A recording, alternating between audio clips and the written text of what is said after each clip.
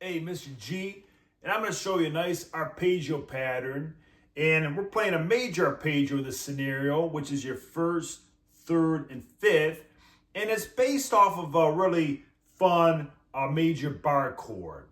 Now, I'm tuned down a half step, but this major arpeggio is a great arpeggio you can do, and it's movable. And so let me show you the arpeggio itself, and then I'll break down the bar chord that we take this arpeggio off of.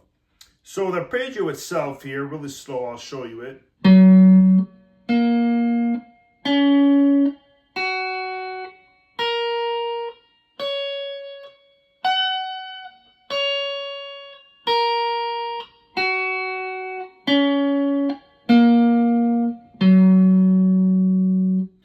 That's the major arpeggio we're doing, which again is your first, third, and fifth. And this is the bar chord it's based off of.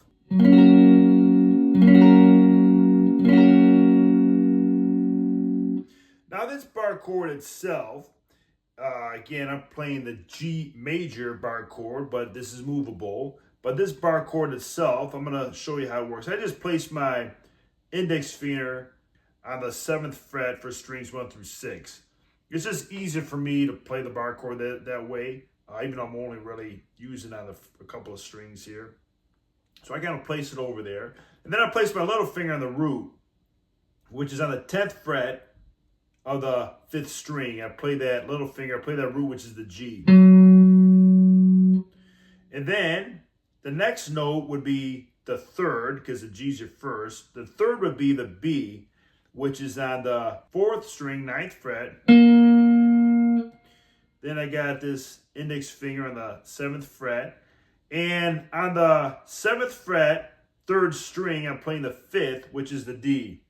Then I play the G again, which is the 1st on the, here we go, it's on the 8th fret of the 2nd string. And I play with the middle finger. Then with the index finger again, I play that B note, which is on the 1st string, 7th fret. So when you pull together, it's like this. And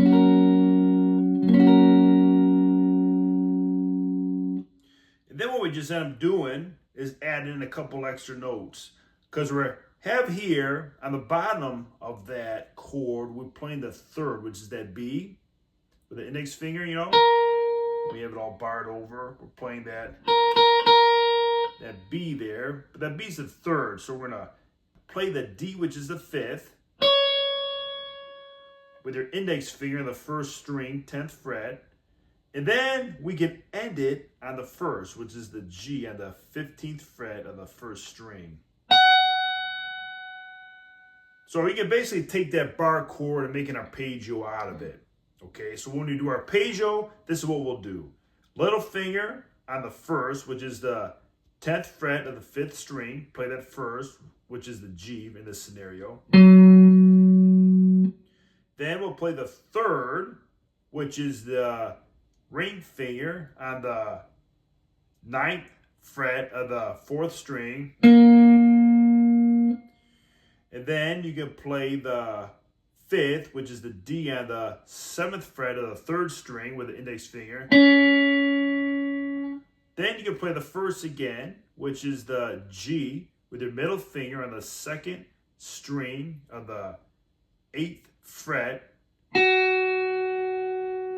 your 1st. And we'll play the 3rd, which is with the index finger on the 1st string of the 7th fret. Play that B. And then play with your little finger the 10th fret of the 1st string. Play the 5th, which is the D. And then you can end it here with your little finger. You can even slide your index finger if you wanted, but you can end on the little finger on the 15th fret of the 1st string, that 1st, which is the G.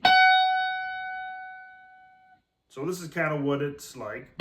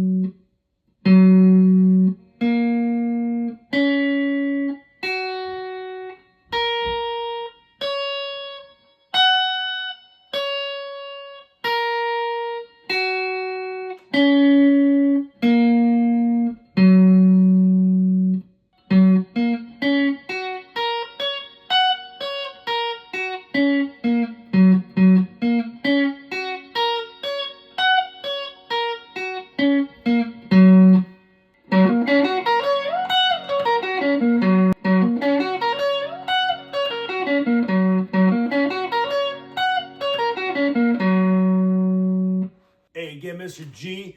And that's a fun major arpeggio that we're basically taking from a major bar chord there, an A-shaped bar chord. And this is movable. You know, I'm 2 down half step. I'm playing the G major arpeggio, but you can take this shape and move it up and down the fretboard, okay? So, hey, I hope you enjoyed the video. Again, keep on jamming.